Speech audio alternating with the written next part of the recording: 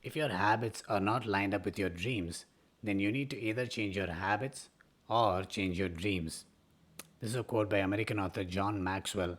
And if I were you, I would rather prefer changing my habits, not my dreams. Right? What would you do? In this video, I'm going to be sharing 3 habits for you to have a great productive day. Now, these are habits that most successful people follow, and I've been trying to follow this in myself as well, and amazing results. So, see which of these habits you already have and see what you can take away from this video. Let's get in.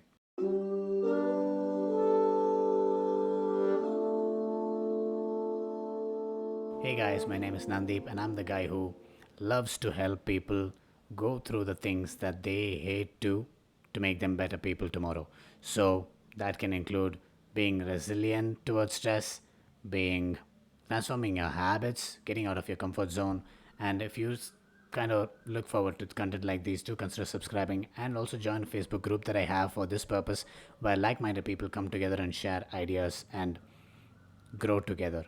Now, here's the first habit: mastering your morning, like your morning habits, okay? Whatever you want to call it, but mastering your morning can help you entirely master your day, because morning is like the foundation, right? Once you have an encouraging, a successful morning, whatever it is for you, the time you wake up, what you say, the first words that you say when you wake up, and the things that you do when you wake up, and all of this, like forming a certain mindset and a pattern for you to have the rest of the day. Now, I already made a video on how morning is the most important time of the day. I'll leave a link in the description, you can check that. But just to give a quick context here, morning times are like the childhood time periods in your lifetime, right? If you have a stressed childhood, probably that's going to carry throughout your life unless something happens and you change it. It's the same thing for your day. Your morning is like the childhood period. Once you start to have control over your morning, you can have a great day, right? You can have a productive day. Now, this can include cleaning your bed, making your bed in the morning, and waking up with the sun or before the sun, because compare that to waking up 1, 2, or 3 hours after the sun rises. You will notice the difference. Right now, it is in nature, like it's most natural to wake up with the sun, rich oxygen. You get it, especially at times like this when people are struggling for oxygen. Needless to say, those are like best times. People who have tried it know the difference. Another thing is, most successful people have this habit of thanking whatever happened best, either in the previous day or just for the simple fact that they were able to wake up in a healthy, in a positive way, right? Now, that is like all the positive things that can happen. The first thing that you wake up, if you have a practice of meditation or any spiritual practice, doing it that in the morning and not rushing, right? Now, not rushing to your work or anything that you do, that can make like a big difference. Basically, mastering your morning means like having control of your day, which means that you have willpower. You gain willpower because you have a successful morning. It was in your control, and that mindset or attitude carries forward for the rest of the day, and you tend to have more control of over the things that you say, you do. It's like a productive, successful day, right? Now, that was the first thing, your morning. The second habit is your food habits or eating habit, right? Now, this can include what you eat, how you eat, right? Where you eat, and how much you eat. Let's put it in these parameters, okay? Let's take, for example, what you eat. If you're going to have meat at night, now that's not a good time. Now, let's come to how you eat. Whether you eat standing, some people eat standing, walking. That's not a great way to eat. You sit and eat. Even if you're sitting and eating, are you watching phone, some videos when you're eating? Because then what happens is your conscious mind is watching the phone and your subconscious mind is eating, and you don't chew properly and things are not in focus. And if this happens for a long time, you get digestive issues, acidity issues, and things like that. So that is about how you eat.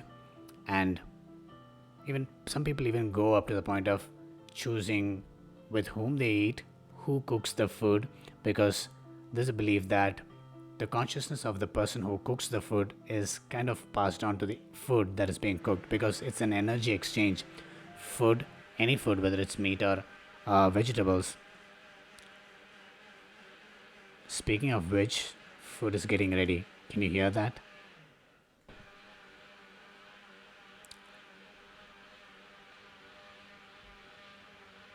Now we are what we eat. The food that we have eaten so far is what has constructed this body, right? The quantity and what you eat, all of these are like really important things. If you watch certain people, like for example, there are fruitarians, there are vegetarians, and there are a lot of diet plans right now, but really it all depends on you. It's all on you. Something that works for another person does not necessarily mean that it has to work for you. Everybody's body is different. Everybody's relationship with food is different. So really having this control over your eating habits is something that can give you a great day, a productive day, because when your gut is not good, then that directly affects your mood and emotion. Now let's come to the third habit that I want to say is pause and reflection. Now this is a pretty important one, and I think that a lot of people are starting to follow this. Now what I mean by pause and reflection is, uh, by pause I mean the amount of breaks that you have, not just in a single day or in a single activity, the breaks that you take, but it's also the the breaks that you take in a year. Like how often do you take a break? Because if you notice that breaks are actually very important, not just for human bodies, even for machines. They get too heated up. It's the same thing for humans. Really managing this break, like not, sometimes when we enjoy what we do, we get carried away in such that we get continuously spend in time in front of the screen for like 2 hours, 3 hours or more. But if you try to have like breaks, like work in chunks of just maximum 2 hours and then take a break. Again, break does not mean watching YouTube videos or feeds in YouTube, sorry, on Facebook or Instagram, because those are not breaks. Those are, again, you have screen time, and those are fake breaks. Breaking, that means like you take a quick nap, or you take a walk, you speak to somebody, your friend, something that rejuvenates the energy that you have, so that you can come back and focus on your work in a fresh way. That's why in some countries breaks are compulsory, and it's important because they know the importance of breaks. Now, a little deeper meaning behind pausing and reflecting is, reflection is can be self reflection. For example, like I already said, if you have a spiritual practice of meditation, let's say, that helps you pause and reflect in a much bigger picture, like your life is like kind of zoomed out, and then you see like an overall picture and how things are going, right? Because every day when you either focusing too much on your work or something or the other keeps happening in life, and when you don't come to a point of neutrality, uh, self introspection, then the chances of getting more stressed is there, right?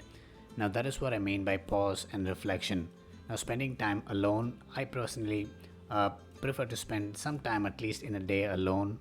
That is something, if you not do, you can try to do that, right? And what you do when you spend time alone is either you do any activity that actually takes you inside, and meditation is like the best activity. Other activities can include, if you're writing a diary, you can go back and then see your progress, what changed, what didn't, what is working, what is not. So basically this self introspection, which is something that right now I feel a lot of us are forced to do. The chances of self introspection for the past 1 year since the lockdown began is something that's happening naturally for a lot of people, because we are confined to our homes, and it's a great thing. But if we can make that a habit, carrying that habit for the rest of life, then that'll be great. Now, pausing and reflection can happen daily, weekly, monthly. You can plan it for yourself, but that's like a super productive, important habit, because that can again give you points for you to have the great day tomorrow and for the rest of your future, right? Because when we talk about 3 habits to have a great day, these days are what make your life. So we want to be having that for the rest of our life. So those are what are the things that I want to share. I hope you found this useful. Reflect on these things: morning, food, and pause and reflection.